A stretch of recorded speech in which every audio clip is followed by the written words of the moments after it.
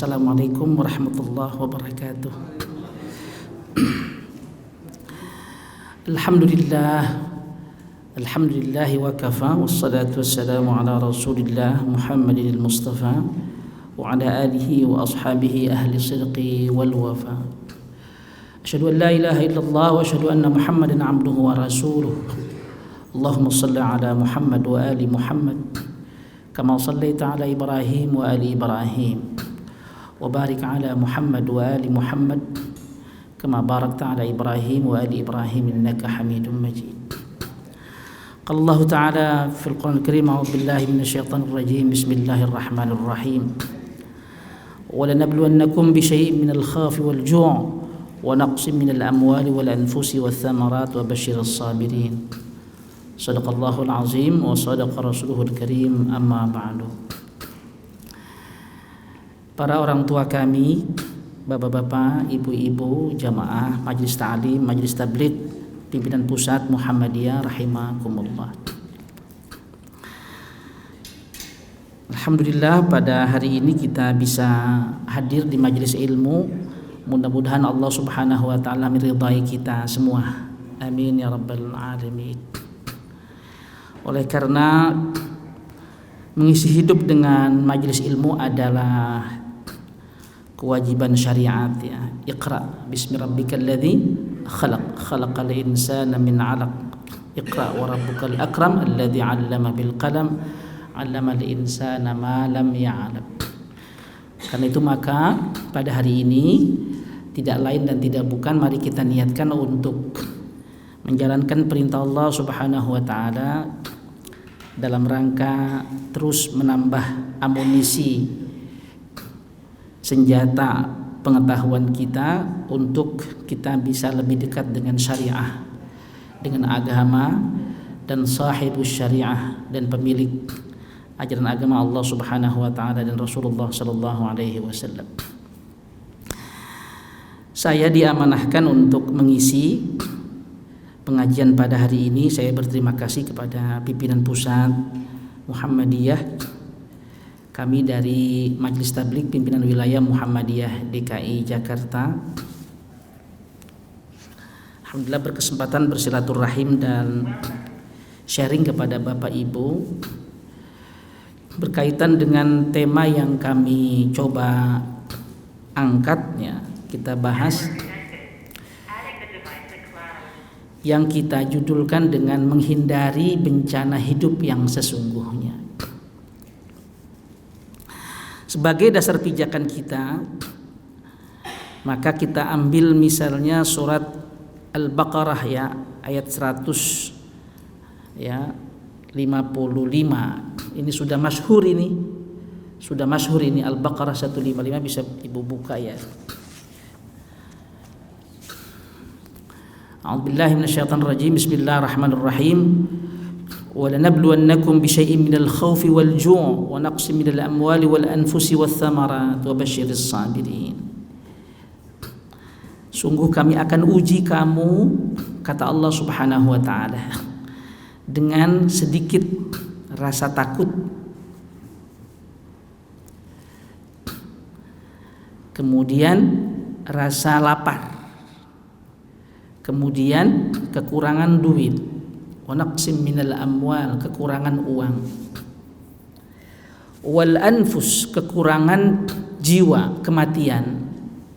Kita khawatir, takut kita, dan itu manusiawi sekali kalau anak kita meninggal misalnya, istri kita meninggal, suami kita meninggal, orang tua kita meninggal. Itu wajar, alami, ya. Wa basyiris sabirin, dan beri kabar gembiralah orang-orang yang sabar. Al-Quran memberikan kunci untuk menghadapi semua bencana itu. Kalau boleh kita sebut sebagai bencana, mungkin juga boleh kita sebut ujian, ya, dengan sikap bersabar. Sabar itu kalau menurut Ibnu Qayyim al-Jauziyah di dalam bukunya, ya, Madarijus Salikin, sabar itu adalah mengendalikan diri dari keluh kesah dan marah-marah, habsun nafsi 'anil jaza'i wat tasakhut.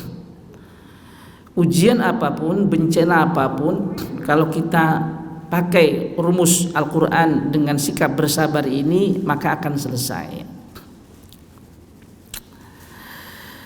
Nah, kalau nanti Bapak Ibu lihat surat Al-Baqarah 155 ini, ya, yang isinya adalah tentang kehidupan kita sehari-hari. Kekurangan uang itu kan sehari-hari kita dapati. Kekurangan, boleh jadi kalau ada kematian, hari ini ada yang meninggal, tetangga kita, mungkin masyarakat kita, sehari-hari kita mendengarkan cerita berita tentang kematian.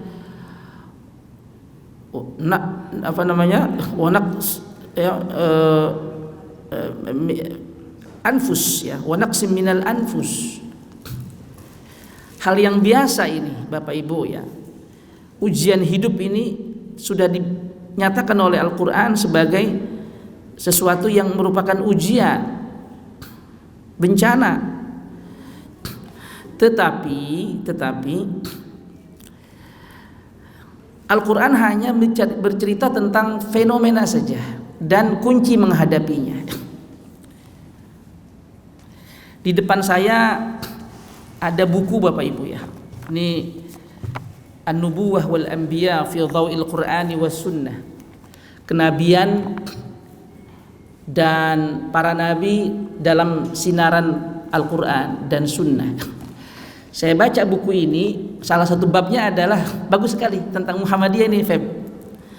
Azamatul Bi'tsatil Muhammadiyah, judulnya. Keagungan risalah Muhammad sallallahu alaihi wasallam. Muhammadiyah disebut di dalam buku ini, Al-Muhammadiyah. Azamatul Bi'tsatil Muhammadiyah. Keagungan, kehebatan, keterutusan Muhammad sallallahu alaihi wasallam. Kalau tadi saya bukakan Al-Baqarah 155, 156, 157, 158 dan seterusnya, Bapak Ibu nanti bisa membukakan sendiri di rumah ayat itu, soal bencana dan ujian hidup itu, kekurangan uang, kematian, ya, kekurangan makanan dan seterusnya dan sebagainya.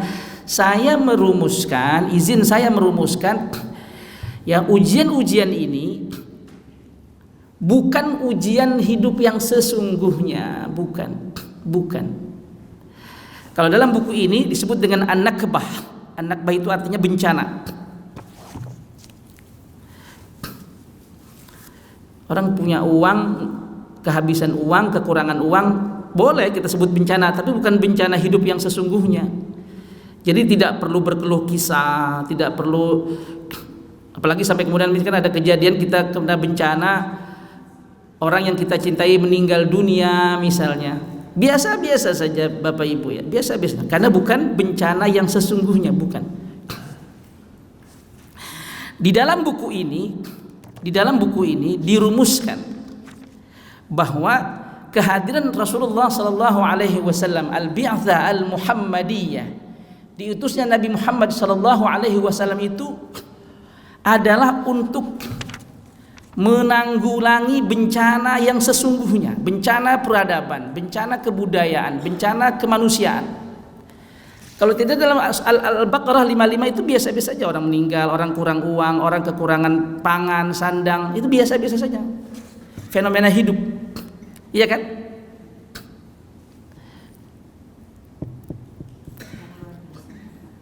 Yang luar biasa, tunggu tanyakan dulu ya Bu, ya. Bencana hidup yang sesungguhnya kalau menurut Abul Hasan Ali An-Nadawi, seorang pemikir Islam besar dari Pakistan. Nah, ini bukan dari kata dari Ustaz Hadian, bukan. Keutusan Muhammad adalah satu.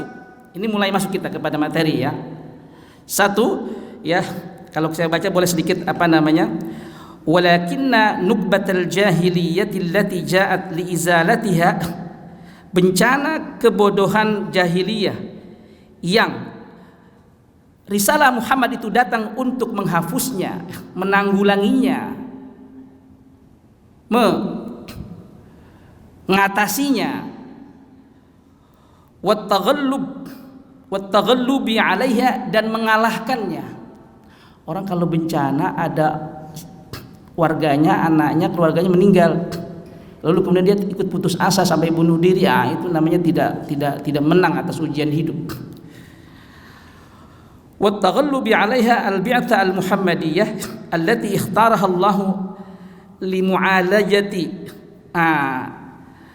Diutus Muhammad itu untuk yang merupakan keterutusan atau pilihan Allah Subhanahu wa taala mengutus Muhammad kepada Jazirah Arabia itu limu'alajati, untuk mengatasi, untuk menjadi solusi a'zami nukbah wa naksah lil insaniyah, ya, bencana kemanusiaan yang terbesar. Hiya, yaitu, boleh ditulis ini, izin, boleh ditulis. Hiya, apa bencana kemanusiaan terbesar sesungguhnya? Satu, ya, fuqdanul ilmi sahih minal alam wal, udah itu. Satu, ketiadaan pengetahuan yang benar minal alim, dari Allah Subhanahu wa taala. Satu, bencana hidup yang sesungguhnya adalah fuqdan al-ilmi sahih. Saya boleh kembangkan sedikit ya. Alladzi lam yasil ilallah. Orang enggak punya ilmu, yang ilmu itu sejatinya bisa menyampaikan dirinya kepada Allah Subhanahu wa taala. Orang kalau enggak punya duit bencana biasa.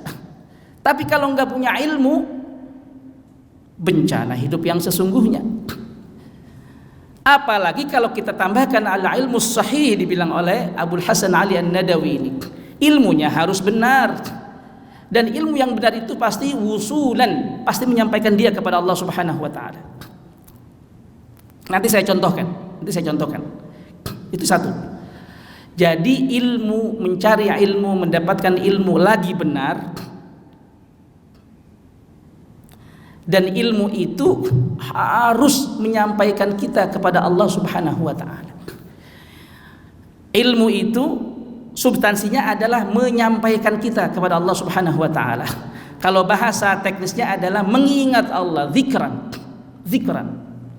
Orang yang ingat Allah pasti dia itu punya pengetahuan tentang Allah.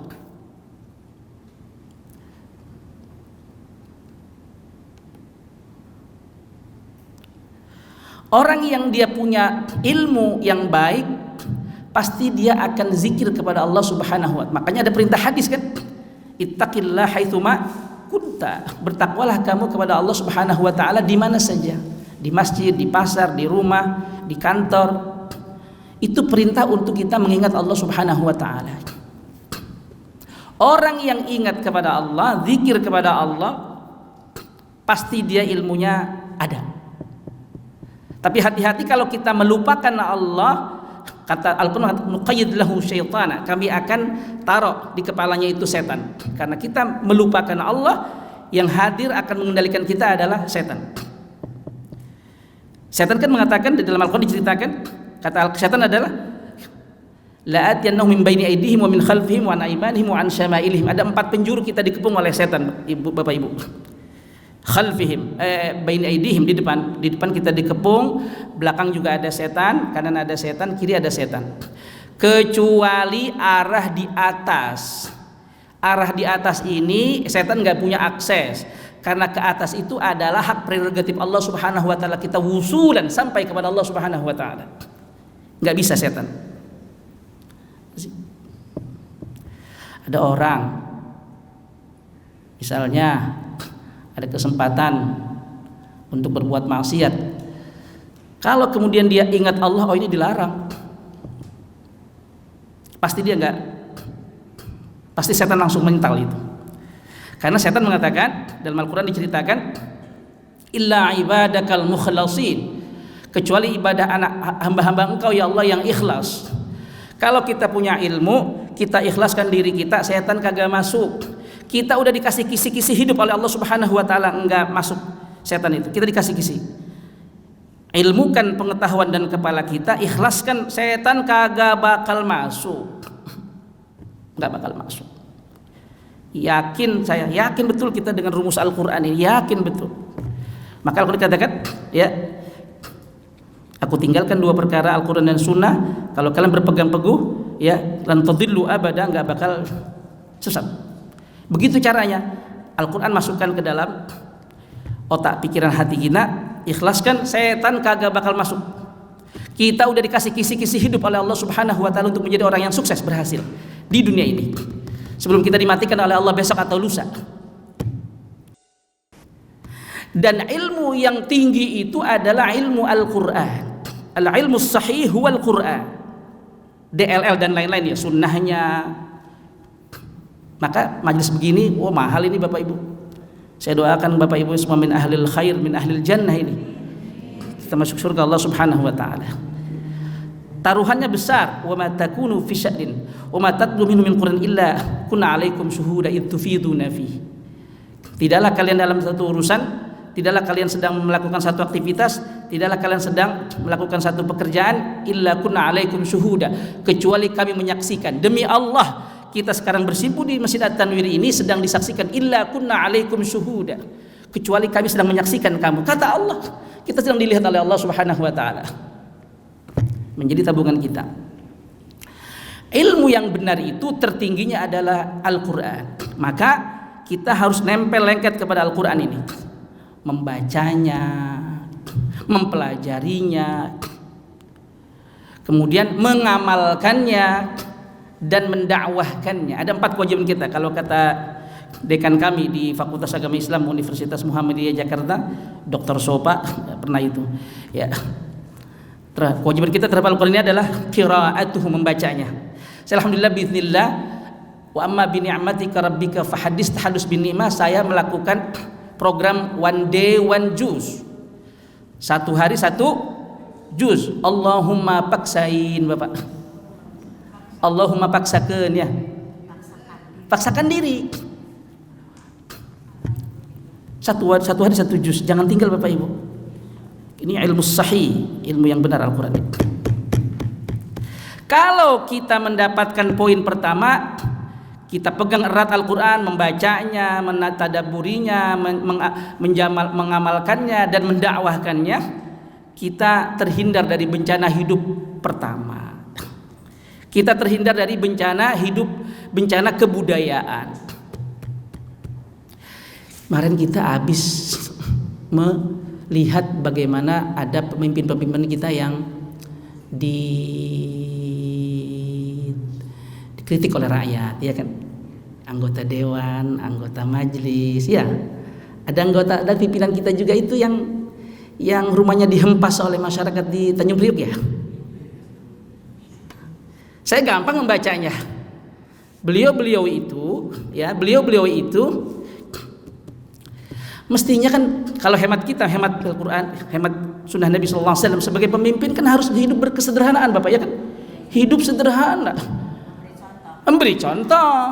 Nabi Sallallahu Alaihi Wasallam, coba Nabi, ini riwayat, ini cerita, ini riwayat. Nabi tinggal di Madinah. Alhamdulillah saya sudah umrah 2017. Bagaimana Nabi hidup sederhana, coba deh. Apa perbandingan wakil rakyat kita dengan Nabi Muhammad SAW? Enggak ada apa-apanya. Mohon maaf sekali. Orang Soekarno aja melepas semua atribut-atribut kenegaraan ketika dia diantar oleh Raja Saud. Dilihat oleh Raja Saud, nanti kalau ibu lihat YouTube, dicopotin semua ini, lencana-lencana negara presiden. Raja Saud berkata, kenapa wahai yang mulia Bapak Presiden melepaskan semua lencana kebesaranmu? Siapalah aku dibanding Muhammad SAW? Kata Soekarno. Lihat di YouTube. Mestinya contoh Nabi kita sallallahu alaihi wasallam. Masuk Umar ke rumahnya, Sayyidina Umar. Umar nangis, Bu. Kata Nabi Muhammad, "Hei Umar, kenapa kamu nangis?" "Ya Rasulullah, engkau betapa hidup berkesusahan, berketerbatasan begini ya Rasulullah. Kalau engkau mau ya Rasulullah, timur dan barat milikmu ya Allah, ya Rasulullah. Engkau kaya ya Rasulullah. Kenapa engkau sederhana segini? Cuma ada tikar, ya kan? Ada pelepah buat apa namanya itu, ada kendi ya, kalau dalam bahasa Betawi ya namanya kendi buat apa, wudu ya." Nabi Muhammad orangnya sederhana sekali. Aku enggak perlu Umar, aku diutus oleh Allah Subhanahu wa taala bukan sebagai seorang penguasa. Bu'itsu mu'alliman. Kata riwayat hadis, aku diutus sebagai seorang pengajar. Aku diutus sebagai seorang guru. Aku diutus sebagai seorang pendakwah. Aku diutus sebagai seorang dosen, kira-kira bahasa sekarang, mengajak orang. Umar kirain Muhammad itu bajunya gemerlapan, ya kan? Tidur apanya itu, kasurnya itu empuk nggak karuan. Saya kemarin baca di Asy-Syama'il Al-Muhammadiyah karangan Imam Tirmidzi. Rasulullah suatu saat itu, ini karena kesederhanaan Rasulullah. Kasur empuknya Bapak itu sengaja dilipat oleh siapa? Aisyah atau Maimunah ya, dilipat. Kan sederhana sekali Rasulullah punya kasurnya. Iya. Kasurnya dari bahan tuh diisikan kayak patal-patal gitu supaya empuk tidurnya. Gini Rasulullah oleh istrinya supaya Nabi sallallahu alaihi wasallam tidurnya enak, itu dilipat 4 Bu. 1 kan jadi apa? Tebal kan? Kata Rasulullah paginya, ini siapa yang lipat jadi 4 begini? Katanya, aku ya Rasulullah. Jangan, kembalikan ke semula katanya kan. Begini. Kenapa? Itu kalau empuk menghalangiku untuk bangun malam. Orang kan kalau tidurnya enak empuk kan enak, ya kan? Ini empuk Bu. Tidur lupa sholat malam. Pemimpin kita, ironisnya, saya sudah 2 kali nih mengkhutbahkan ini. 1 di PDM Jakarta Barat, saya khutbahkan hal begini ini. 2 di mana kemarin ya? Ini yang ketiga saya sampaikan. Enggak sederhana. Sepatunya berapa duit? Jasnya berapa duit? Jam tangannya? Aduh, jam tangannya itu ratusan juta. Hah? Miliar ya? Oh, ibu tahu aja kalau soal uang ya. Jam tangannya miliaran. Itu namanya ini namanya pemimpin kita yang fuqdanul ilm. Kehilangan ilmu. Ilmu itu adalah panduan. Mestinya para pemimpin kita itu harus mencontoh Nabi sallallahu alaihi wasallam. Satu lagi, ini agak politis, tidak, ini namanya pengajian. Saya baca di Republika tulisan Zaim Ukhrawi. Kenapa para pemimpin muslim di dunia Islam pada jatuh kekuasaannya? Ya kan? Di Indonesia jatuh. Kita nggak perlu sebut nama ya. Nanti nggak perlu sebut nama ya, Ustaz Febri ya. Di Libya jatuh. Di Irak jatuh. Di Libya jatuh. Yang disebut oleh Zaim Ukhrawi itu, saya lupa Zaim Ukhrawi atau Zaim Saidi, lupa saya. Tapi di Republika saya sudah baca hampir 19 tahun yang lalu. Karena mereka tidak mencontoh Rasulullah sallallahu alaihi wasallam. Tadi sudah katakan, ilmu yang benar itu 1 Al-Qur'an paling atas. Yang kedua adalah sunnah Rasulullah sallallahu alaihi wasallam. Kehilangan ini 2 ini bencana hidup, bencana kemanusiaan, bencana kebudayaan, bencana kemanusiaan. Tapi kalau ini kita pegangkan, kita masuk berpegang teguh sekuat-kuatnya, kita terhindar dari bencana hidup yang sesungguhnya. Percaya sama pengajian kita Bapak Ibu. Bukan kata saya, kata Abul Hasan Ali An-Nadawi. Fuqdanul ilmi sahih, kehilangan ilmu yang benar. Jam tangannya miliaran ya Feb. Kita ngumpulin berapa lama? Bagaimana rakyat nggak kecewa, nggak nangis, nggak marah, walaupun kita nggak setuju dengan tindak perusakan, itu pidana namanya kan, jarimah itu. Merusak nggak boleh. Yang di Tanjung Priuk, yang di Bintaro, yang di Jakarta, masya Allah pemimpin kita itu memprihatinkan ya, karena ada pelanggaran berupa tadi mereka tidak mencontoh Nabi sallallahu alaihi wasallam.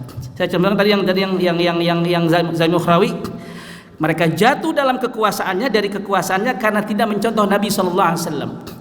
Nabi Muhammad itu menjadi penguasa paling lama 10 tahun, kata Zaim Ukhrawi. Bukan kata saya. Di Republika. Nabi Muhammad di Mekah tinggal berapa tahun? Berapa tahun, Pep? 13.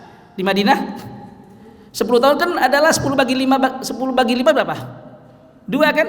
Kalau masa kekuasaan itu adalah 5 tahun paling lama, maka jadi penguasa cukup 2 periode, Ibu, Bapak. Maka betul sudah konstitusi negara kita. Ya, 10 tahun jadi presiden. Betul, sudah sesuai dengan sunnah Rasulullah sallallahu alaihi wasallam. Lebih daripada 10 tahun seperti kejadian di negara kita, lebih dari 10 tahun seperti kejadian di Libya, kita nggak perlu sebut namanya, Gaddafi gitu, dia jadi presiden di sana kan hampir 40 tahun. 40 tahun Pak. Di Irak berapa tahun dia? 30-an tahun. Keluar dari sunnah Rasulullah sallallahu alaihi wasallam. Kita ini berbahagia, jadi umat muslim berbahagia sekali. Kita pegang Quran, kita pegang sunnah, selamat fid dunia wal akhirah. Selamat. Siapa yang keluar daripada dua panduan hidup ilmu yang benar ini, Quran, dan dia akan bencana hidup yang sesungguhnya. Mari Bapak Ibu kita bekali diri kita masing-masingnya. Juga nanti saya punya anak 3 Bu, Pak, saya juga punya anak 3, sekelas, satu kuliah, yang kedua masih SMA SMP. Begitu juga harus kita wariskan. Tenang kita melepas anak cucu kita kalau mereka sudah pegang Al-Quran ini. Selamat. Tadi yang saya sebut one day one juz itu bukan hal yang sederhana. Besok juga saya akan ceramahkan di HBM PWM. Saya besok juga menjadi narasumber di PWM saya lagi. Pak Amin Rais waktu di Cempaka Putih, Pak Amin Rais orang tua kita, Pak Amin Rais cerita di Cempaka Putih. Waktu saya belajar doktor di Amerika, saya meneliti 3 partai. 1 di Indonesia, Masyumi, 2 di Pakistan, Jamiatul Khair, 3 Mesir, Ikhwanul Muslimin. Kata Pak Amin Rais, Prof Amin Rais, tokoh reformasi. Saya hadir ketika beliau ngasih pengajian di aula Fakultas Teknik Cempaka Putih. Ketika saya meneliti di Mesir, saya dipanggil sama ulama Mesir, namanya Muhammad Al-Bahi. Hai kamu Amin Rais, jangan ngaku anak muda Islam kalau nggak bisa meluangkan waktu 1 hari 1 juz. Itu 2016 saya mendengar kalimat itu dan saya mudawamahkan. Berlaku nanti hadis Rasulullah SAW, ihfazillah yahfazka tajid tujahaka. Jagalah Allah. Kalau Allah kita jaga dengan kita one day one juz, Allah akan menjaga hidup kita, kerjaan kita, anak kita akan jaga. Bagaimana caranya? Enggak perlu tahu kita. Allah punya rekayasa dan cara Allah Subhanahu wa taala. Rahasia Allah Subhanahu wa taala. Itu satu ya Bapak Ibu ya. Pertama adalah ketiadaan atau kehilangan, fuqdan artinya hilang, enggak punya berarti. Kalau enggak punya duit bukan bencana hidup yang biasa aja, enggak punya duit kok. Apa cara mudah supaya kita punya duit dari nggak punya? Pinjam kan? Pinjam. Asal jangan pinjol ya Bu. Kita pinjam, selesai kita punya. Kita cari orang yang baik, orang yang ya, atau kita juga banyak cara supaya kita punya duit dari sebelumnya kita nggak punya duit. Biasa saja, itu namanya bunga-bunga hidup. Tapi kalau kita nggak punya ilmu, nggak mencari ilmu, yang ilmu itu harusnya menyampaikan kita kepada Allah, itu namanya bencana hidup. Nabi SAW itu mencontohkan harus kita cari ilmu. Suatu saat Ibu, saya akan cerita masjid nih. Saya cerita masjid. Nabi masuk dari pintu. Ada sahabat di pojok yang memperhatikan Nabi SAW.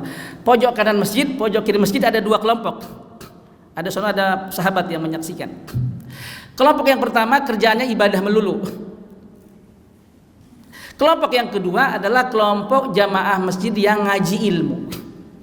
Oleh sahabat dilihat Nabi Muhammad masuk pintu depan.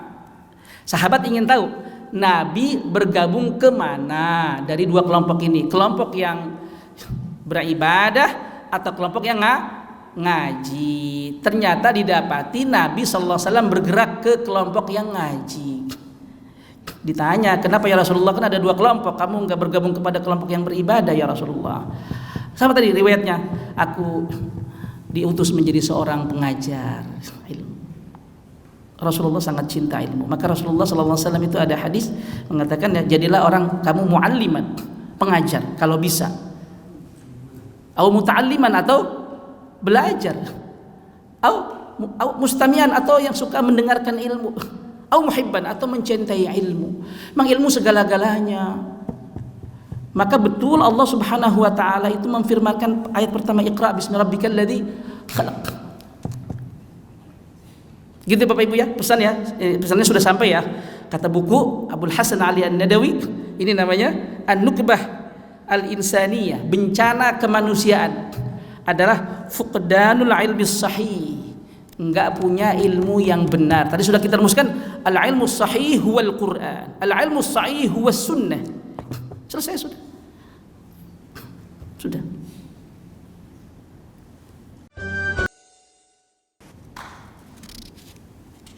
Nanti kita lihat di dalam sejarah, kalau orang masih tidak berkehidupan berkesederhanaan, malah dia alhaakumut takatsur, berbanyak-banyak harta, lihat ujung hidupnya. Saya cerita di kampung saya di Bekasi, ada orang yang kaya sekali Bu, kaya sekali. Warisan sih Bu, bukan kerjaan. Warisan, nggak kerjaan. Dia mau apa terbeli Bu. Sekarang sesudah habis uangnya karena difoya-foya. Nah, ketika dia berfoya-foya tidak menggunakan harta, dia namanya melanggar tadi al-ilmu sahih. Harta itu harus digunakan sebaik-baiknya kan? Disedekahkan, ya kan? Diinfakkan, betul tidak? Ya kan? Ini dihambur-hamburkan. Saya lupa tadi menceritakan. Hati-hati dari warning, ancaman berupa peringatan Rasulullah.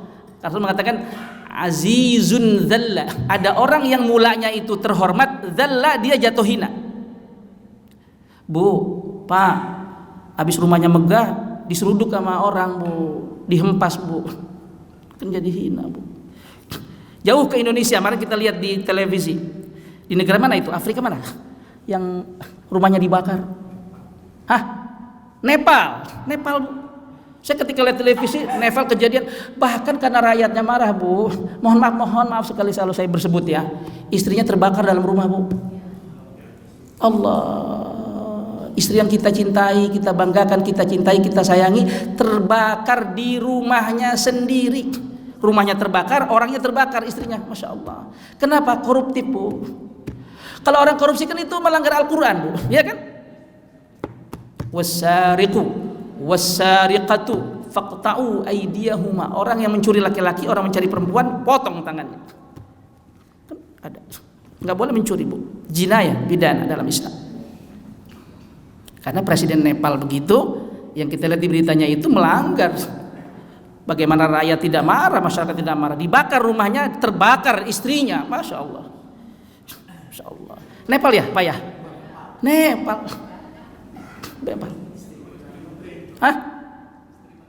Bukan Perdana Menteri. Istri Perdana Menteri, istri pemimpin kan Pak. Pemimpin harusnya itu mengayomi hidup berkesederhanaan Rasulullah SAW. Bu, bagaimana kita harus tidak nyontoh Rasulullah Bu? Kalau baca Bapak Ibu baca, namanya Michael Hurt, orang Inggris Bu, meneliti Muhammad 30 tahun di Inggris. 100 tokoh paling berpengaruh saat dunia.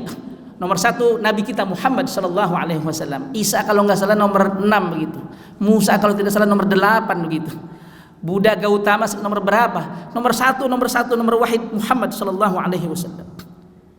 Saya kalau ngajar di kelas saya tanya adik-adik mahasiswa di Cirende, kamu di rumah punya nggak buku tentang Muhammad? Sambil senyum-senyum dia, nggak punya Pak. Ayo Pak, Bu, udah mulai beli buku tentang Muhammad sallallahu alaihi wasallam. Nanti kita ketemu beliau sallallahu alaihi wasallam di yaumil qiyamah. Saya pengen kalau terdengar begitu. Tapi nanti pada saatnya saya ingin bercerita. Saya pernah ketemu mimpi Nabi Muhammad sallallahu alaihi wasallam. Saya pernah bermimpi ketemu Nabi Muhammad sallallahu alaihi wasallam. Tapi tidak saya bahas di sini. Saya berdoa Bapak Ibu juga mudah-mudahan ketemu Nabi Muhammad sallallahu alaihi wasallam dalam mimpinya. Kalau kita tulus, bersih hati, Allah hadirkan Muhammad nabinya kepada Bapak Ibu di dalam mimpi Bapak Ibu sallallahu alaihi wasallam. Saya yakin mimpi saya itu benar, ketemu beliau sallallahu alaihi wasallam, karena ada jaminan aku tidak bisa diserupai oleh setan brengsek, ya enggak? Ya aku lihat betul Nabi sallallahu alaihi wasallam.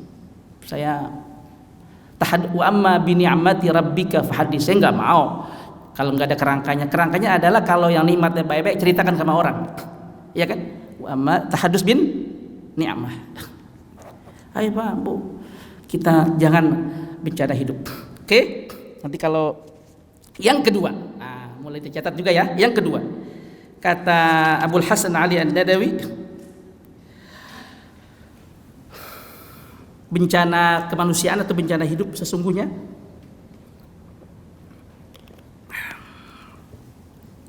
sebentar loh.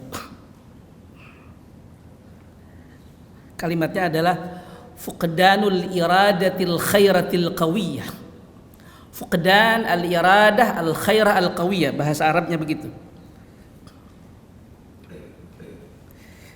Kehilangan kemauan yang baik dan kuat, begitu. Begitu ya, tolong ditulis ya Bu. Kehilangan kemauan yang kuat dan baik. Kemauan. Kehilangan kemauan yang baik dan kuat. Itu bencana kemanusiaan, bencana peradaban.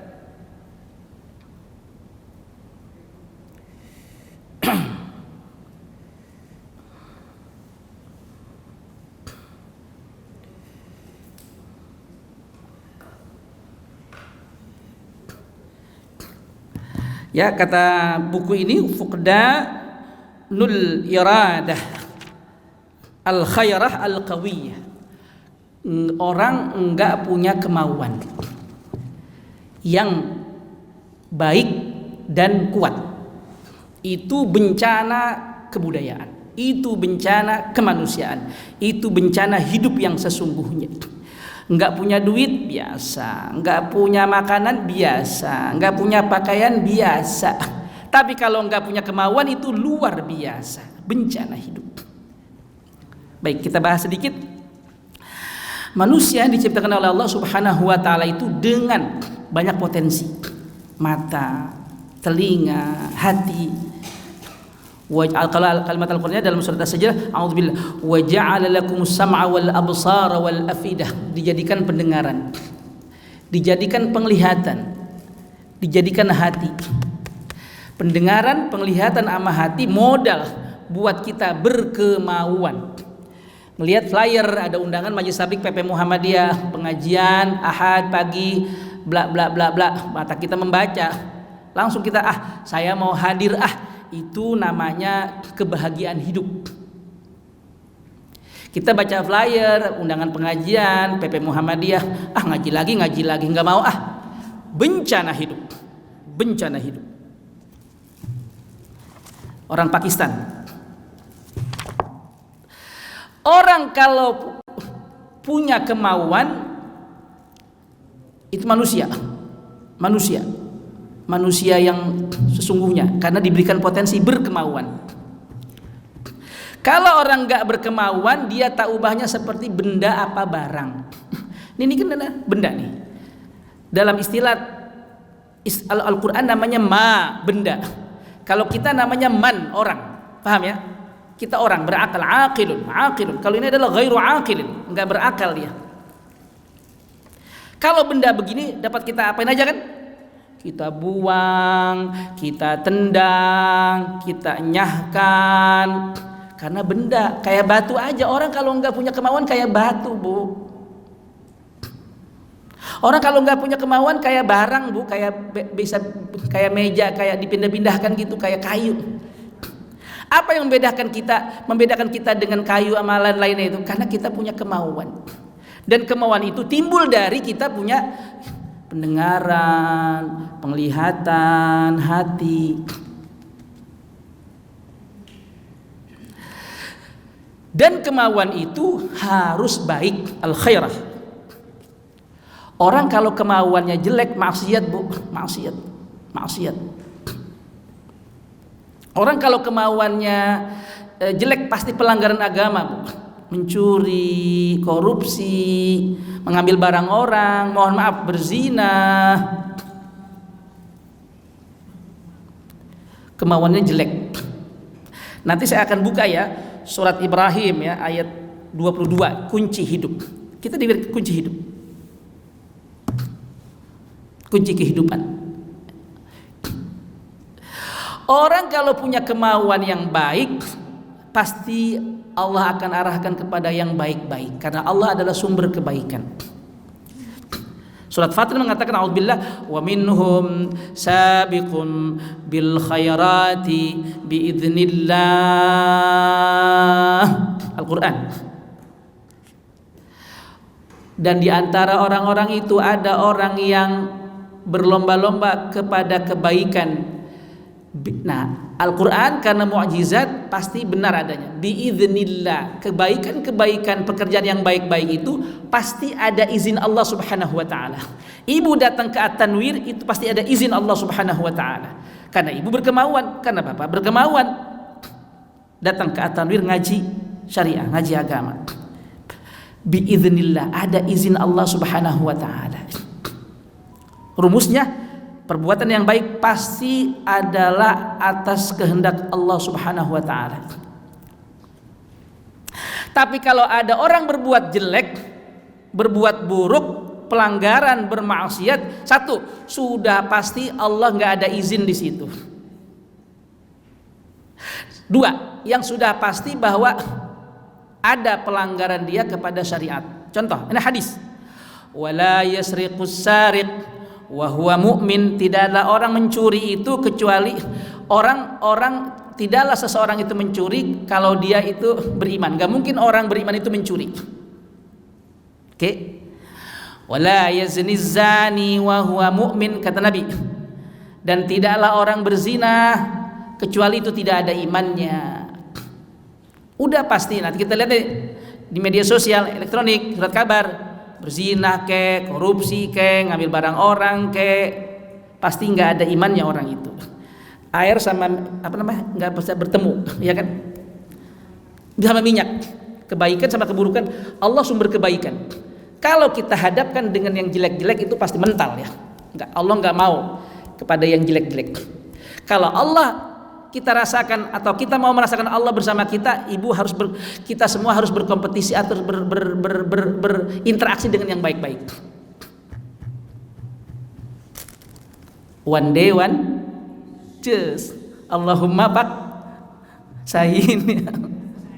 paksakan bu, paksakan. Contoh dari petinggi Muhammadiyah, Profesor Dr. Amin Rais, dan dia cerita waktu di Cempaka Putih, saya jalankan nasihat Muhammad Al-Bahi, dan ketika saya belajar di Amerika Allah menjaga kehidupan saya, kata Profesor Amin Rais. Ihfazillah yahfazkan. Gampang sekali hidup sukses, gampang Bapak. Tadi mana ya? Udah ya. Nah, sudah satu, kalau kita nggak punya kemauan, kita kayak benda bisa ditendang-tendang. Tapi yang kedua, kemauan itu harus baik. Kalau kemauannya baik, udah pasti ada Allah di sana. Iya kan? Yang ketiga, selain baik harus kuat. KUAT, kuat. Apa lawan kuat? Lemah, garis miring, lembek. Kemauannya lembek. Sekarang saya tanya, hadiahnya umroh ya, nanti dari Mas Febri ya, duitnya ya. Kalau kita punya kemauan lembek atau lemah, ke At-Tanwir kira-kira jadi nggak kita ke At-Tanwir? Tidak jadi, tidak mantap, tidak ngegas ya Bu ya. Ayo kita ngaji yuk. Tapi enggak jadi tuh, enggak jadi. Situ. Katanya sibuk ya Bu. Makanya Nabi Muhammad SAW dia ada berdoa, Allahumma inni a'udzubika minal ajzi wal kasali. Kasali itu adalah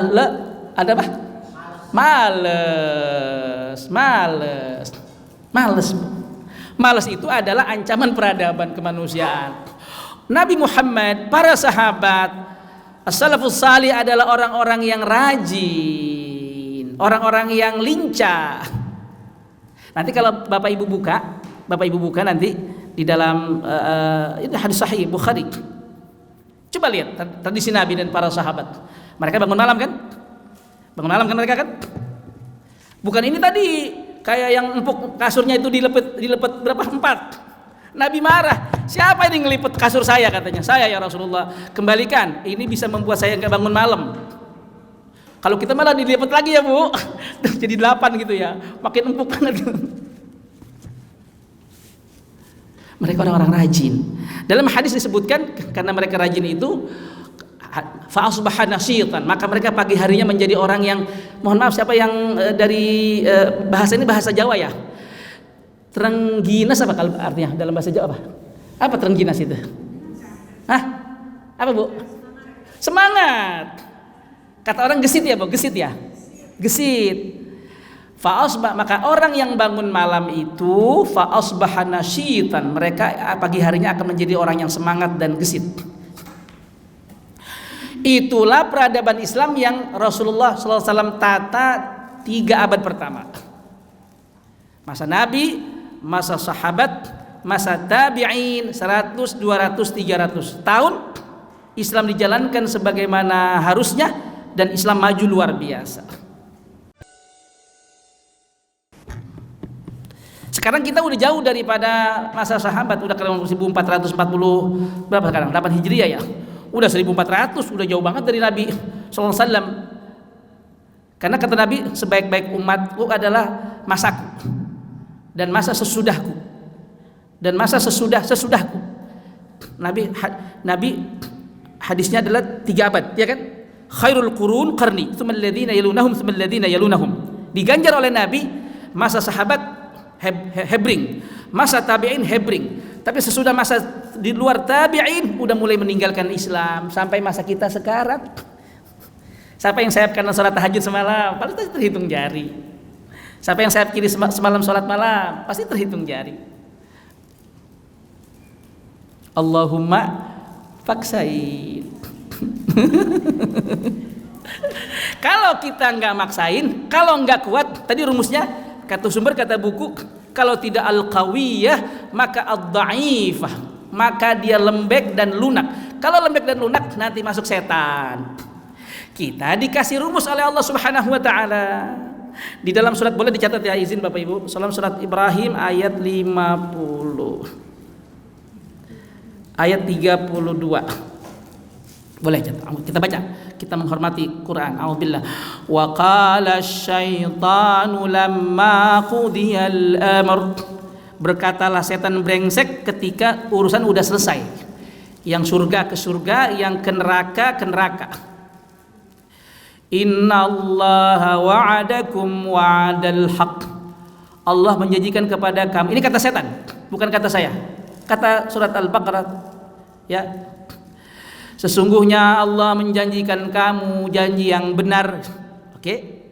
Wa wa'adtukum, aku juga janji kepada kamu.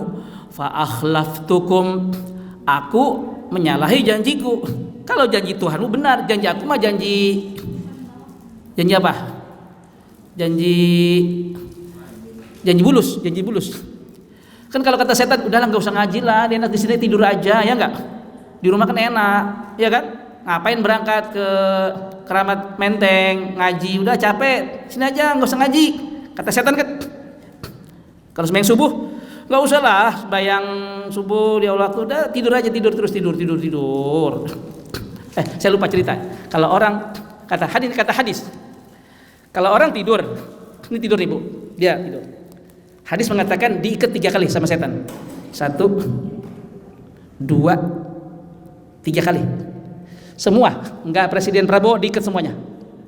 Diikat 1, 2, 3. Kata hadis, kalau dia terbangun malam hari dan dia berzikir Subhanallah walhamdulillah, atau apa namanya, doa bangun tidur apa namanya?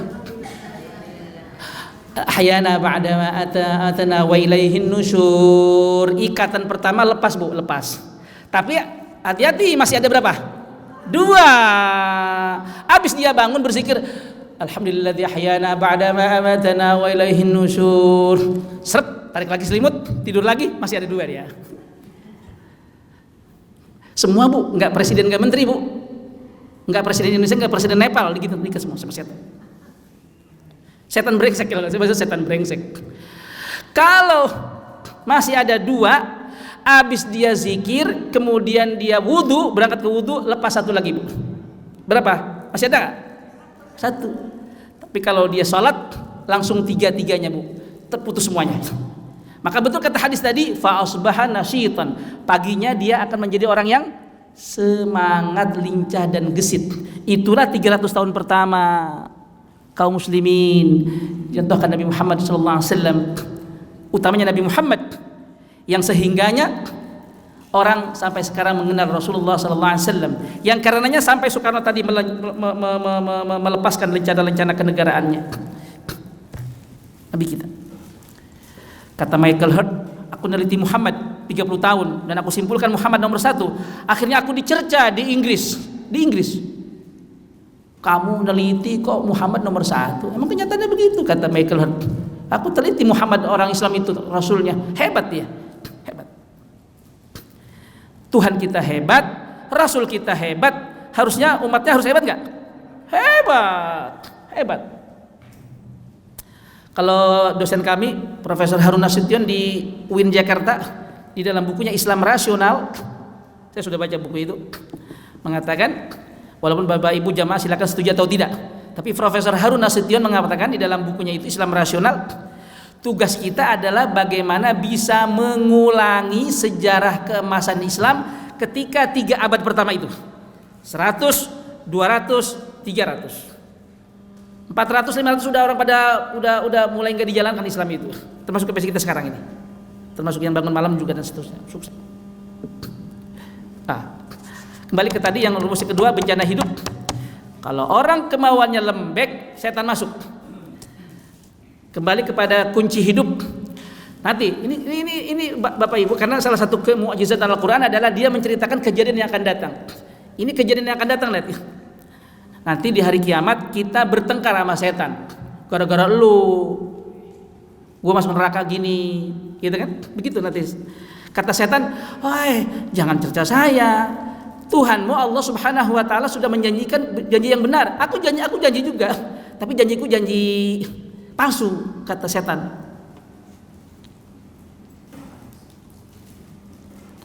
"Wa ma kana liya 'alaikum min sultan."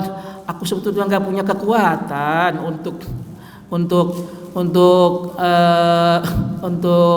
bujuk-bujuk kamu, ngajak-ngajak kamu, ngajak-ngajak supaya enggak ngaji, ngajak-ngajak supaya enggak bangun malam. Aku enggak punya kekuatan sebenarnya, kecuali, nah ini kuncinya.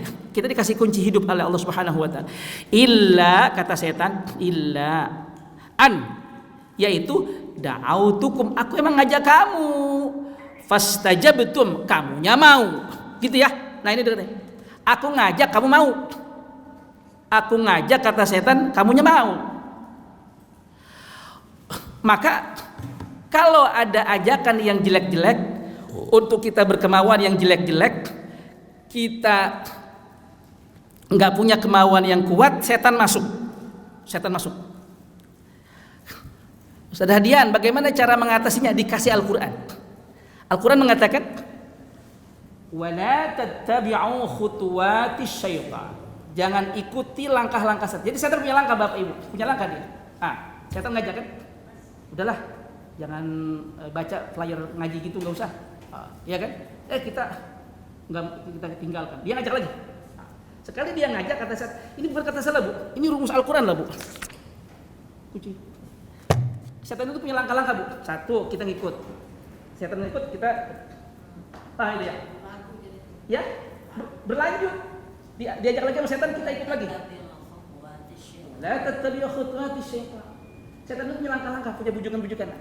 Jadi semakin kita mengikuti, semakin kita oke. Kata setan, kata kita oke. Kata di sini ya kata setan oke, kata kita. Al-Quran mengatakan wala, ketika dia melangkah jangan mau, paham ya? Dan ketika kita nggak mau itu namanya iradah kita muncul, bagus itu yang tadi rumus kedua. Jangan, kita harus punya kemauan yang kuat. Kalau kita punya kemauan yang kuat, setan nggak masuk. Saya sudah lama, Bu, pakai ini. Mari kita pakai. Jangan mau ikut langkah-langkah setan. Sekali dia membujuk lagi, dan bujukan itu nanti dalam alladzi yuwaswisu fi sudurin nas minal jinnati wan nas. Ada juga nanti setannya dari golongan kita masing-masing ya. Kata temen jamaahnya, udahlah nggak usah. Oh iya ya, enak ya, ya kita ngerumi aja yuk gitu. Wah, ya banyak teman-teman setan ya dari golongan jin dan manusia. Jadi gampang, sudah dikasih kita rumus hidup berkebudayaan. Mas Febri, tapi berapa? Tolong diingatkan kalau saya kebanyakan. Terakhir, supaya mungkin nanti kita ada sharing ya. Saya nggak diingat masalah sampai berapa ngajinya? 9. Udah lewat ya? 9.30 ya. Baik. Sekarang bencana hidup yang ketiga. Yang satu apa tadi? Enggak punya ilmu yang benar sehingga kita tidak sampai kepada Allah. Bencana. Kasih tahu keluarga kita, kasih tahu anak kita, mari jangan itu. Mari kita cari ilmu yang benar, kita sampai wusulan, sampai kepada Allah Subhanahu wa taala. Ilmu sampai kita kepada Allah. Sampai itu boleh ditulis bahasa lainnya adalah zikran, mengingat Allah Subhanahu wa taala. Kalau kebalikannya lupa, udah pasti bencana hidup, lupa Allah. Bencana hidup. Lupa Allah, bencana hidup. Ingat Allah, kebahagiaan hidup. Terakhir, bencana hidup adalah kata Abul Hasan Ali An-Nadawi, fuqdanul jamaah allati tantasiru lil haqq. Kehilangan komunitas yang komunitas itu saling tolong menolong kepada kebenaran. Jamaah. Syariahnya adalah sholat jamaah. Jangan menghindarkan sholat jamaah. Kita punya komunitas pengajian Majelis Tabligh PP Muhammadiyah, harus dipertahankan. Jangan ditinggalkan. Jangan bubar pengajian ini. Jangan bubar. Ini jamaah ini adalah kebahagiaan hidup. Tapi kalau kita nanti jamaah ini kita tinggalkan, kita enggak jadi lagi kelompok pengajian, itu namanya bencana hidup. Al-jamaah. Maka ajaran di dalam syariat adalah salat jamaah, salat berjamaah. Ada seorang ulama, saya lupa namanya Feb ya. Dia sampai menangis seumur hidup karena pernah meninggalkan salat jamaah sekali aja. Karena dia meninggalkan salat jamaah, dia menangis seumur hidup, menyesali kenapa dia sampai tergoda sama setan meninggalkan salat jamaah. Kalau kita kebalikannya ya, berkali-kali meninggalkan salat jamaah. Bencana hidup adalah fuqdanul jamaah allati tantasiru lil haqq. Kita harus punya komunitas, kita harus punya jamaah yang saling mengingatkan. Surat Al-Asr mengatakan wa tawasau bil haqqi wa tawasau bis. Orang Islam adalah orang yang saling menguatkan, berkolaborasi, berinteraksi, saling mengingatkan. Saya di Universitas Muhammadiyah Jakarta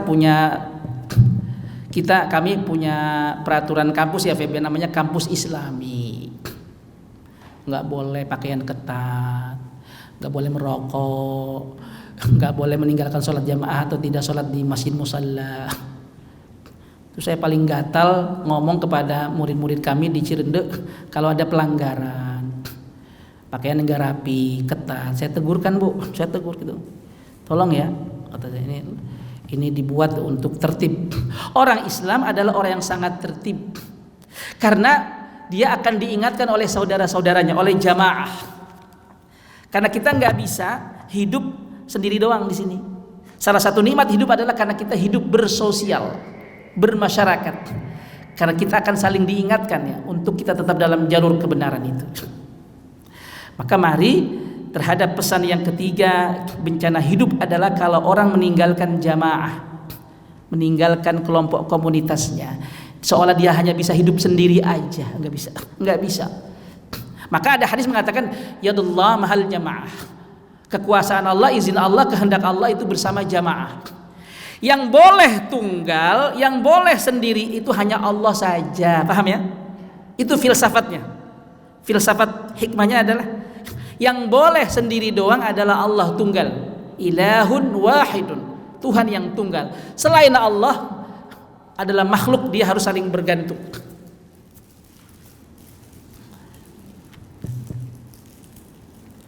Mudah-mudahan ada waktu beberapa menit lagi, kalau ada sharing silakan Mas Febri ya, dari 3 hal ini. Yang penting pesannya sudah sampai, qad ballaghtu.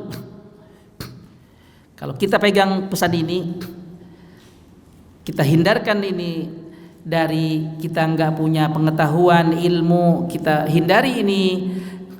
Kemauan kita selalu kuat. Jangan kalau begini menasihati diri saya juga Bapak Ibu. Saya sebagai khatib, sebagai seorang mubaligh, mengajak diri juga saya. Kami di Majelis Tabligh PWM DKI Jakarta, nanti kami akan koordinasi dengan pengurus wilayah Aisyah Tabligh DKI Jakarta. Mungkin kalau juga ada PDM boleh juga. Kemarin orang Bank Indonesia BI menawarkan kita ada kegiatan sosialisasi literasi ekonomi syariah dari Bank Indonesia. Mereka mengatakan tolong kalau kami dikasih kesempatan untuk ketemu mubaligh Muhammadiyah, mubalighah nama kata dia, ustaz dan ustazah, maka nanti kami di PWM DKI Jakarta akan koordinasi dengan ibu-ibu Aisyah. Kita bikin acara nanti yang support adalah Bank Indonesia untuk bicara mengenai mereka tentang keuangan syariah. Itu saja yang saya sampaikan. Mari kita tutup dengan doa kafaratul majlis. Subhanakallahumma wa bihamdika asyhadu an la ilaha illa anta astaghfiruka wa atubu ilaih. Billahi fi sabil haq fastabiqul khairat. Wassalamualaikum warahmatullahi wabarakatuh.